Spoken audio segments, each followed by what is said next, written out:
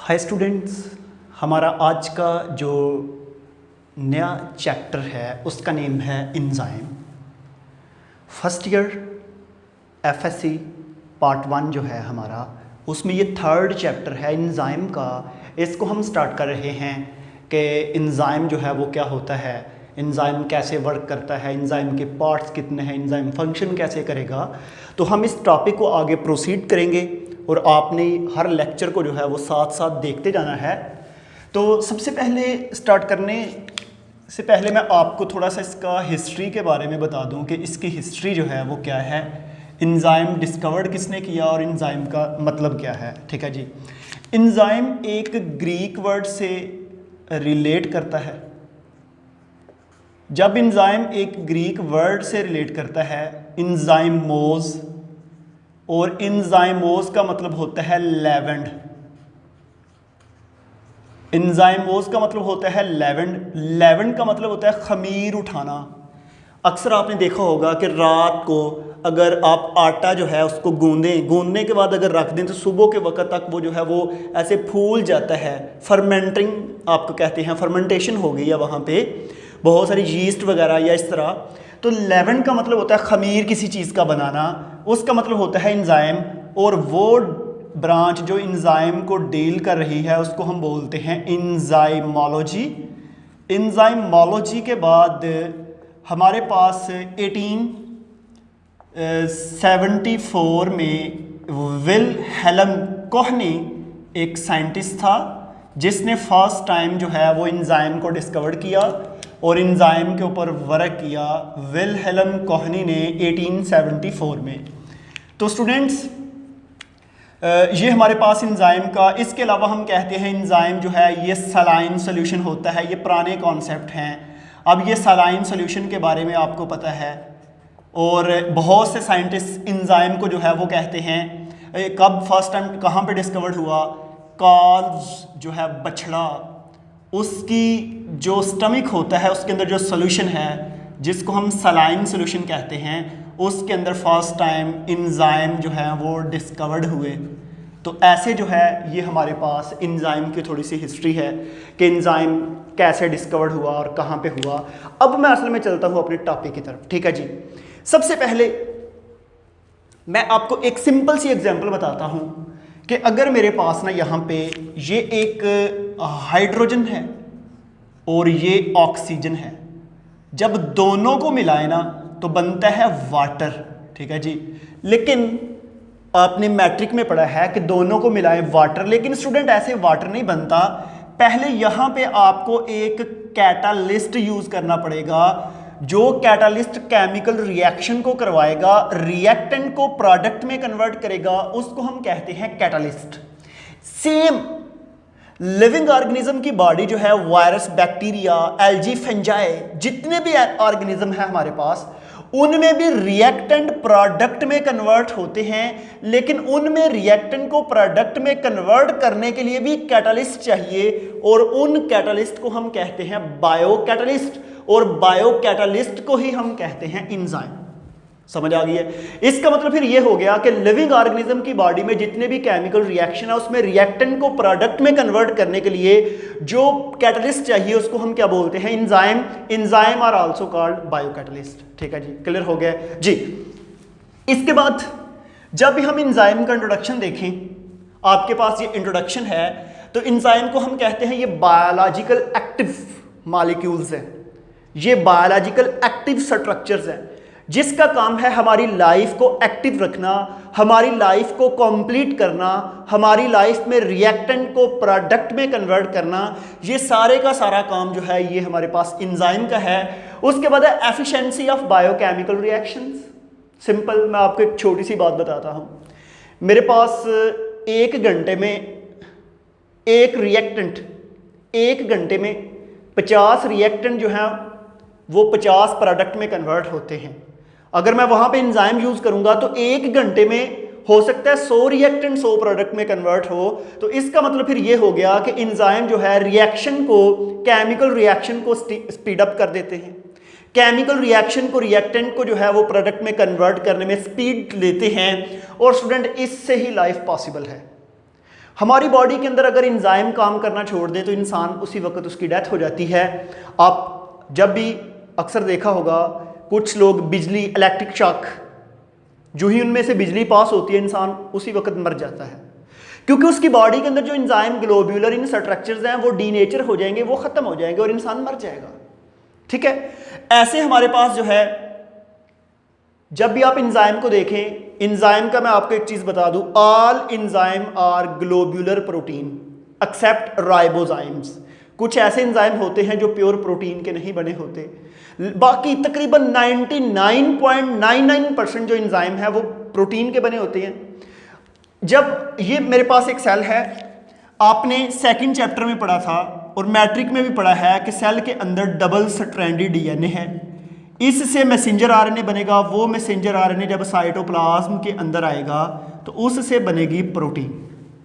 ठीक है जी, ये जो प्रोटीन है ना, ये प्रोटीन अभी स्ट्रेट चेन है, बाद में इसमें मॉडिफिकेशन होगी, ये राउंड ग्लोब्यूलर शेप हो जाएगी, और जब ये ग्लोब्यूलर शेप होगी तो ये एंजाइम के तौर पे काम करेगी। तो ऐसे स्टूडेंट हमारे पास जो है, इसमें हंड्रेड्स ऑफ अमाइनो एसिड्स पाए जाते हैं। जब भी आप एंजाइम को देखते हैं, एंजाइम की 2 साइड्स हैं। एमसीक्यू याद रखना है, मेरे पास ये मैंने एक स्ट्रक्चर ड्रा किया हुआ है जिसको मैं एंजाइम कहता हूं। इसकी ये वाली साइड जो है इसको हम ग्लोब्यूलर साइड कहते हैं, और जो ऊपर वाली साइड है इसको हम बोलते हैं एक्टिव साइट। जस्ट मैं इसको बोलता हूं, ये है जी ग्लोब्यूलर साइट, और ग्लोब्यूलर साइट के बाद ये जो ऊपर वाली है ये है एक्टिव साइट। ठीक है जी, ऐसे हमारे पास जो है एंजाइम के 2 पार्ट्स हैं। एंजाइम के ये जो 2 पार्ट्स हैं इसी को ही आगे हमने अभी डिस्कस करना है। जस्ट आप अभी इतना देखें, आगे मैं चलता हूं पार्ट्स ऑफ एंजाइम की तरफ। ठीक है जी स्टूडेंट्स, बुक में कुछ वर्ड्स लिखे होंगे, एंजाइम आर सोलैली प्रोटीन। सोलैली का मतलब होता है सरासर, कंप्लीट तौर पे, मुकम्मल तौर पे। एंजाइम मुकम्मल तौर पे जो है वो बना होता है प्रोटीन का। ठीक है, उसके बाद ये जो है tremendously increase the chemical reaction. Enzyme जो है अचानक केमिकल रिएक्शन को स्पीड अप करता है और उससे हमारे पास बेशुमार प्रोडक्ट्स बनती हैं। ठीक है जी, तो ये जो जब ये पार्ट्स ऑफ एंजाइम को देखें तो एंजाइम के 2 पार्ट हैं। एक वो पार्ट होता है जिसको प्रोटीन पार्ट कहते हैं, और दूसरा वो पार्ट है जिसको नॉन प्रोटीन पार्ट कहते हैं। देखें जी, मेरे पास ये एक एंजाइम है, अगर आप इस एंजाइम को देखें तो ये जितना भी ब्लू रीजन है ये सारे का सारा प्रोटीन पार्ट है। ठीक है, और इसके ऊपर ये जो रेड वाली चीज़ है ना, ये नॉन प्रोटीन पार्ट है। इसको मैं लिख देता हूँ नॉन प्रोटीन पार्ट। और ये जो नॉन प्रोटीन पार्ट्स होते हैं ये बेसिकली एंजाइम को हेल्प करते हैं कि रिएक्टेंट को प्रोडक्ट में कन्वर्ट इजीली किया जाए। तो इसके ऊपर ये जो आपका नॉन प्रोटीन पार्ट है ये इसके ऊपर अटैच हो जाएगा आकर। मैं यहाँ पे इसको अटैच कर देता हूँ, ये अटैच हो गया। तो अब फिर ये हो गया कि मेरे पास ये एक एंजाइम मुकम्मल हो गया। इसमें 2 पार्ट हो गए, एक ब्लू कलर वाला जो है ये प्रोटीन पार्ट है और ये जो ऊपर है ये नॉन प्रोटीन पार्ट है। ठीक है जी, प्रोटीन पार्ट जो है और जो नॉन प्रोटीन पार्ट है ना, नॉन प्रोटीन पार्ट को हम बोलते हैं कोफैक्टर। ठीक है जी, नॉन प्रोटीन पार्ट को हम बोलते हैं कोफैक्टर। जब भी आप एंजाइम को देखते हैं, जो कोफैक्टर है इसको फर्दर 2 पार्ट में डिवाइड किया जाता है। कितने पार्ट में? 2 में। एक वो है जिसको हम बोलते हैं इनऑर्गेनिक और दूसरा वो है ऑर्गेनिक। एंजाइम जो था, पार्ट्स ऑफ एंजाइम में एंजाइम का कुछ पोर्शन प्रोटीन होता है और कुछ नॉन प्रोटीन पार्ट है। नॉन प्रोटीन पार्ट को कोफैक्टर कहते हैं। कोफैक्टर की फर्दर 2 टाइप्स हैं। कुछ ऐसे कोफैक्टर हैं जिसको हम इनऑर्गेनिक कोफैक्टर कहते हैं, कुछ ऐसे कोफैक्टर हैं जिसको हम ऑर्गेनिक कोफैक्टर कहते हैं।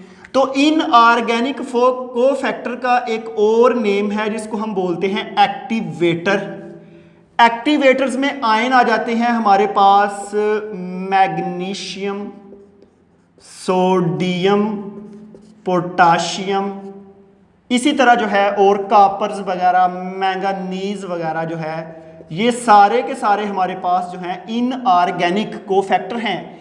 Inorganic cofactor are also called activator. अभी मैं बताता हूं कि ये कोफैक्टर का फंक्शन क्या है। ठीक है, उसके बाद पीछे रह गए जी ऑर्गेनिक कोफैक्टर।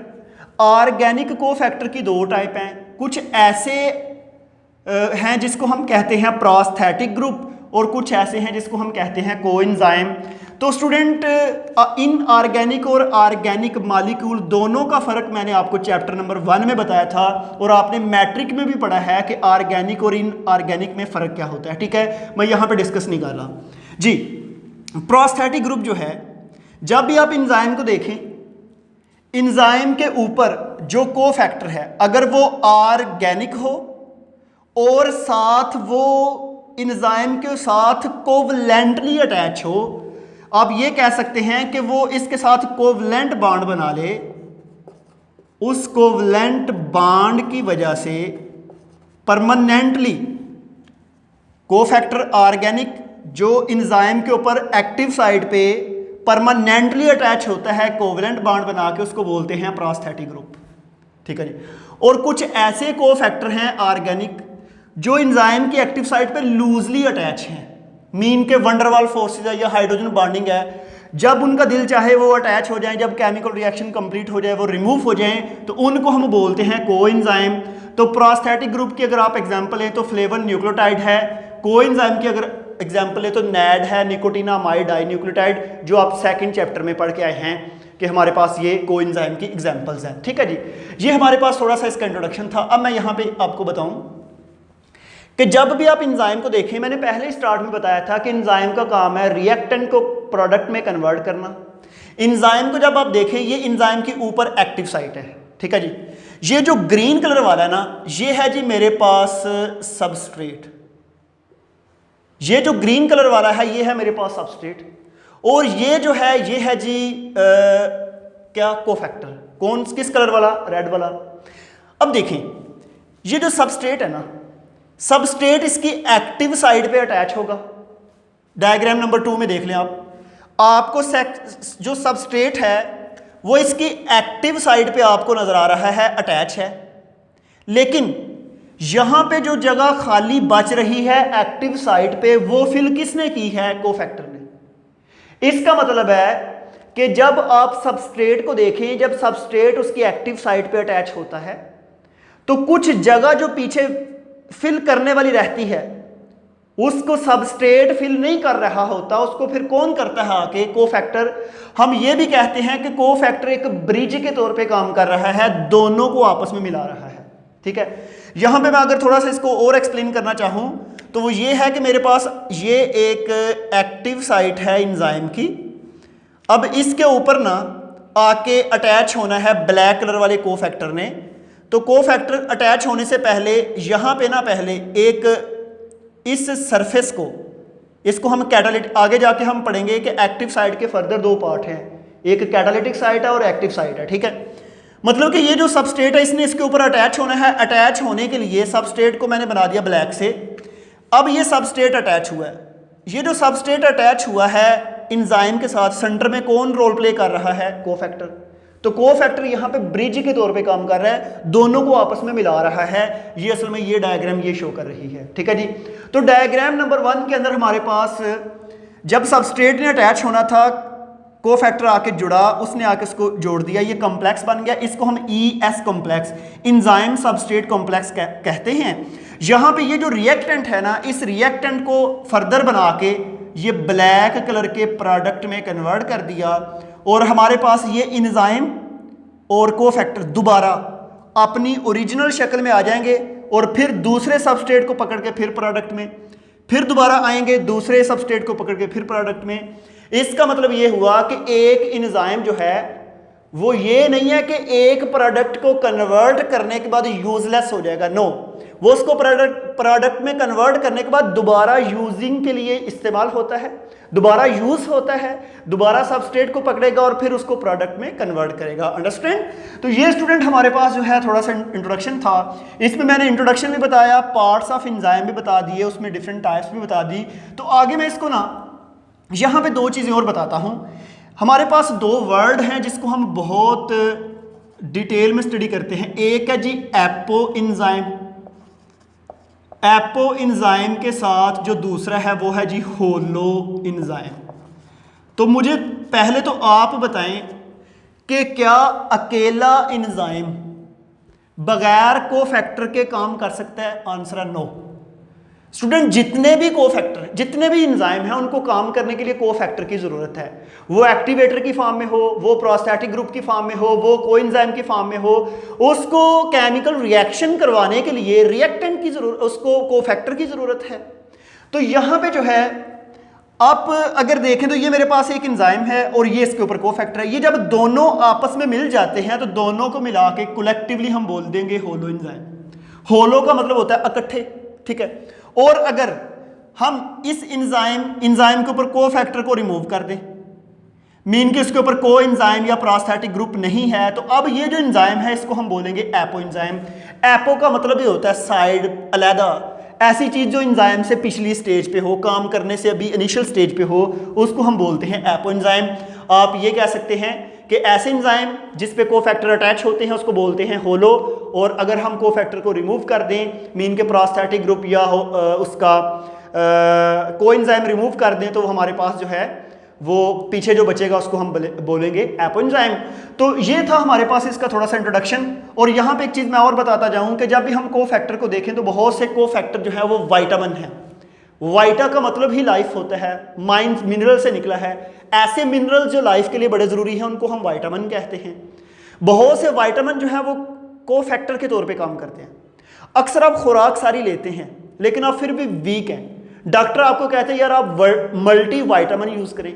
जो ही आप मल्टी वाइटामिन यूज़ करेंगे तो वो तमाम वाइटामिन आपकी बॉडी में तमाम कोफैक्टर के तौर पे काम करेंगे और मैक्सिमम रिएक्टेंट को प्रोडक्ट में कन्वर्ट करेंगे और आपकी बॉडी एक हेल्दी सी हो जाएगी, ठीक है जी। तो ये मेरे पास जो है थोड़ा सा इंट्रोडक्शन था एंजाइम का। और मैं ये दोबारा बता दूं, ये जितना भी एंजाइम का मैंने बताया है ये सारा इंटर लेवल पे बताया है, ठीक है। तो ये जो ही हमारे लेक्चर सीरीज कंप्लीट होगी तो इसके बाद हम बैचलर और मास्टर लेवल के लेक्चर भी इंशाल्लाह स्टार्ट कर देंगे। तो यहाँ पे नेक्स्ट हमारे पास पॉइंट है फंक्शन ऑफ एंजाइम, कि एंजाइम फंक्शन कैसे करता है, ठीक है। ये स्टूडेंट मेरे पास एक सेल है। सेल का मैंने इंट्रोडक्शन फर्स्ट चैप्टर में भी पढ़ाया था। सेल का इंट्रोडक्शन आपने मैट्रिक में भी पढ़ा है कि जब भी आप सेल को देखते हैं तो ये है जी सेल और ये है इसका साइटोप्लाज्म। ये सेल का साइटोप्लाज्म है, ये है जी इसका माइटोकॉन्ड्रिया, ये है जी इसका न्यूक्लियस, ये है जी इसका क्लोरोप्लास्ट, ठीक है जी। स्टूडेंट, बहुत से ऐसे एंजाइम है जो साइटोप्लाज्म के अंदर डिसॉल्व है, जो साइटोप्लाज्म के अंदर है। बहुत से ऐसे एंजाइम है जो सेल के अंदर पाई जाने वाली ऑर्गेनेलिज हैं, क्लोरोप्लास्ट, माइटोकॉन्ड्रिया, न्यूक्लियस, इन तमाम ऑर्गेनेलिज के साथ मिलके रहते हैं और वहां पे काम करते हैं। आपने पढ़ा था मैट्रिक में कि एक ऑर्गेनेली है जिसका नेम है क्लोरोप्लास्ट और वो करती है फोटोसिंथेसिस, प्लांट के लीफ में पाई जाती है और सन की लाइट को इंट्रैप करके रिएक्टेंट को प्रोडक्ट ग्लूकोज में कन्वर्ट करती है। तो ऐसे तमाम एंजाइम जो क्लोरोप्लास्ट में पाए जाते हैं वो फोटोसिंथेसिस में पार्टिसिपेट करेंगे। माइटोकॉन्ड्रिया में आपने पढ़ा कि वो तमाम एंजाइम जो रेस्पिरेशन में पार्टिसिपेट करते हैं वो माइटोकॉन्ड्रिया के अंदर पाए जाते हैं। बहुत से ऐसे एंजाइम है जो राइबोसोम के साथ मिलकर प्रोटीन की सिंथेसिस करते हैं। आपने मैट्रिक में भी पढ़ा है और सेकंड ईयर के अंदर चैप्टर 20 में आपको पेज शायद 146 है या 148 है, वहां पे मैं आपको पढ़ाऊंगा कि हमारे पास ट्रांसलेशन होती है, प्रोटीन की सिंथेसिस होती है, उसमें डिफरेंट एंजाइम यूज होते हैं, ठीक है जी। तो ये मेरे पास जो एंजाइम का एक थोड़ा सा इंट्रोडक्शन था जिसमें मैंने कुछ चीज़ों को डिस्कस किया। और हमारा जो नेक्स्ट लेक्चर होगा वो होगा कैरेक्टरिस्टिक्स ऑफ एंजाइम। तो हम अपने लेक्चर को अब यहाँ पे वाइंड अप करते हैं। तो आज के लिए स्टूडेंट थैंक यू।